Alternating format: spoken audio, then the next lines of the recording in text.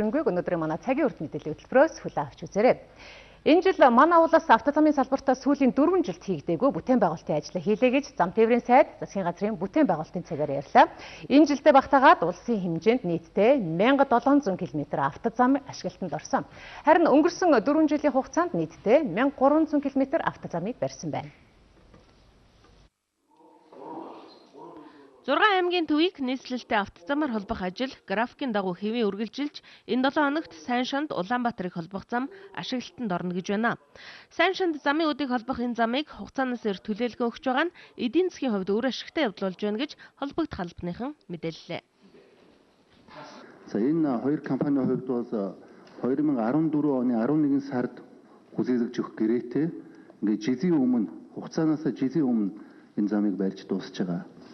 Ийм одоо тэгээ хамгийн гол нь замын үүд Сайн шанд Улаанбаатар ингээд хатуу хүчтэй автозамаар холбогдож байгаа эдийн засгийн маш өрөө хүчтэй зам 10 сарын 30-нд ашиглалтанд орохоор байна. Бүтээн байгуулалтын цагаар ерөнхий сайд нийслэл хотын автозамын ажлын гүйцэтгэлийг мөн сонирхлоо.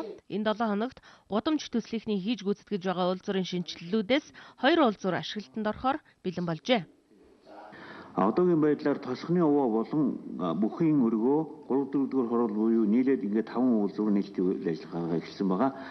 Ёслолын үйл ажиллагааг бол саяны хэлсэн 10 дугаар хорооллын уулзуур гурвалжингийн гүрийн даваад ажлын гудамжтай уулзуур хийсэн байна. Тотал 6 хичнээн уулзуур нийцээд байгаа.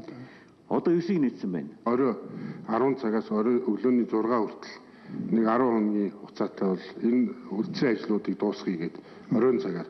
Хэдийгээр дуусах төлөвлөгөөтэй байна. Тэгээд хамгийн одоо удлаахад бид 15 гэхэд бүх одоо яг одоо эхэлсэн замуудаа бүгдийг дуусгана. 9 сарын 15. 9 сарын 15 гэхэд бүгдийг дуусгана. Одоо та бүгдийг гэж аль нь хэлж байна? Мишель Экспогийн артлыг хэлж байна. Мишель Экспо хийж байна, говийн замыг хэлж байна. Одоо сая таны ярьдаг циркийн уулзуурыг хэлж байна. 25 дугаар эмийн санг хэлж байна.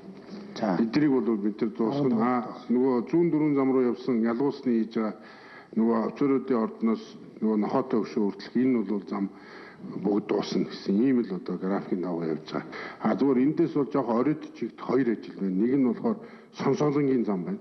Энэ бол бетоноор юугаар 2 компани орцсон. Бетоноор хийх юм, асфальт биш бетоноор. Сонсоолонгийн замыг уу? Тий, Сонсоолонгийн 5.5 км зам. Энэ бол гудамжлалын хүрээнд хийгдэнэ. Өшөөний зам нь бол 1-р хорооллын арын замыг шууд гэмтлийн уулзууртай холбож байгаа. Тэр бол нөгөө яг энэ юу шиг түний шиг тийм нэлээд өгсүр ийм зам шууд холбогдно. Энэ зам дээр бол бетоны ажил нэлээд уддаг учраас энэ дээр жоох удна. Тэгээ ер нь бол 10 сарын 15 гэхэд ажлууд бол үндсэндээ дуусна. Тендерт оролцож ялсан компаниуд ажлаа дийлэхгүй эсвэл дааж авсан ажлаа хариуцлагагүй гүйцэтгэсэн асуудал автозамын салбарт нэг биш удаа гарсан. Улс дутуу хийсэн ажлыг нь гүйцээхийг хүлээж суух биш, урдуур нь орж дахин гүйцэтгсэн тохиолдол олон бий. За тиймээс хөвсгөлийн өмнө говийн замуудыг гацаасан өнгөрсөн 2 жилд 22-ын товчоо хүртэлх замыг чанаргүй тавьсан зэрэг компаниудтай хариуцлага тооцох цаг нь болсон гэж ерөнхий сайд энэ үеэр хэллээ. Эдийн болгон бид хоёулаас хөөцөлтөвдөө тэгэхээр шатных арга хэмжээнүүдийг одоо авнаа. Нэгдүгээрт бол ямар ч байсан зарлнаа. Энэ бол ажлаа хийдэггүй найдваргүй нөхөр байна.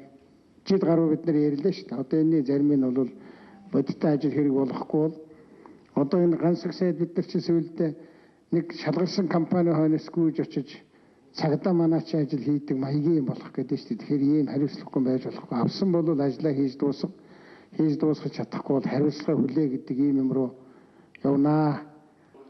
Мөн өнөөдөр үйлдвэр хөдөө аж ахуйн яам ургац сураалт эхэлсэн талаар мэдээлэл хийлээ. Сэлэнг аймагт өнөөдрөөс эхэлж ангилан хадалт эхэлжээ. Хүнсний ногоочдод зориулан нийслэл хотод 26 худалдаалах цэг нээсэн. Энд зах зээлээс арай доогуур үнээр тариалсан ногоогоо борлуулж байгаа гэж мэдээлж байна.